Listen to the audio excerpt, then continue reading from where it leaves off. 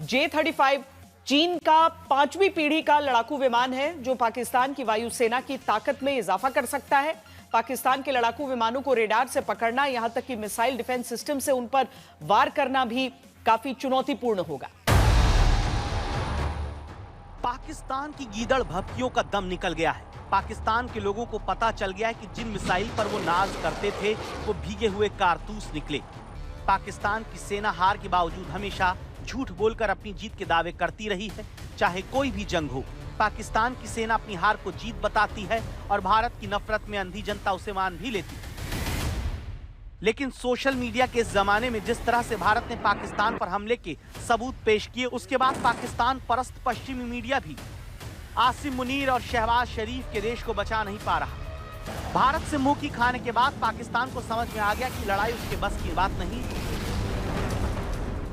इसीलिए पाकिस्तान के विदेश मंत्री भागकर 3 दिन के लिए चीन रवाना हो गए, जहां पर चीन पाकिस्तान और अफगानिस्तान की दुश्मनी कम करवाने में जुट गया है। मंगलवार को बीजिंग में चीन, पाकिस्तान और अफगानिस्तान के विदेश मंत्रियों की बैठक हो रही है। इसका मकसद पाकिस्तान और अफगानिस्तान के बीच में तनाव कम करना है। भारी भरकम आर्थिक और कूटनीतिक समर्थन देने का वादा कर चीन अफगानिस्तान को साधने में जुट गया है। ऑपरेशन सिंदूर पूरा होने के बाद विदेश मंत्री एस जयशंकर ने अफगानिस्तान के विदेश मंत्री से फोन पर बात की थी, जिससे चीन और पाकिस्तान परेशान हो गए। लेकिन एक्सपर्ट का मानना है कि पाकिस्तान के विदेश मंत्री की चीन की तरफ दौड़ की एक वजह उसके हथियार भी हो सकते हैं, जो उसे भारत के हमलों से बचा नहीं पाए।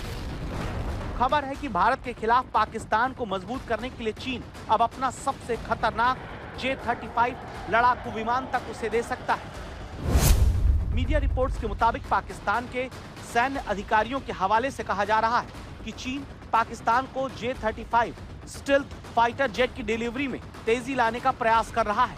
पाकिस्तान और चीन के बीच 40 J-35 स्टेल्थ लड़ाकू विमानों की डील हुई, जो उसे इस साल के आखिर तक मिल जाएंगे। अगर ऐसा होता है तो पाकिस्तान की वायुसेना भारत से 12 साल आगे हो सकती है, क्योंकि भारत के पास J-35 जैसा 5वीं पीढ़ी का लड़ाकू विमान नहीं।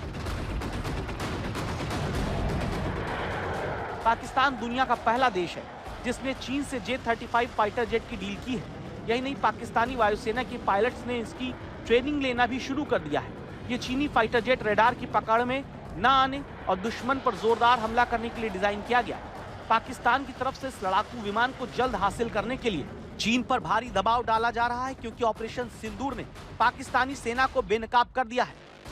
पाकिस्तान की सेना आगे ऐसे हालात से बचने के लिए अपनी तैयारी में जुटी है, जिसमें चीन का J-35 अहम रोल निभा सकता है। इसके विपरीत भारत 5वीं पीढ़ी के स्टेल्थ विमान को शामिल करने से अभी थोड़ा दूर है। भारत का 5वीं पीढ़ी का स्टेल्थ विमान 2034 से पहले सेवा में आने की उम्मीद नहीं है। इसके अलावा स्टेल्थ विमान खरीदने का विकल्प बहुत सीमित है। फिलहाल अमेरिका, रूस और चीन के पास ही 5वीं पीढ़ी के लड़ाकू विमान है। चीन से दुश्मनी के चलते सिर्फ Su-57 फैलॉन और अमेरिकी F-35 लाइटनिंग का ही भारत के सामने विकल्प है। ऐसे में भारत को इस बारे में जल्द फैसला लेना होगा, क्योंकि चीन भी नहीं चाहेगा कि पाकिस्तान की सेना की पिटाई घर में लगातार ऑपरेशन सिंदूर की तरह हो।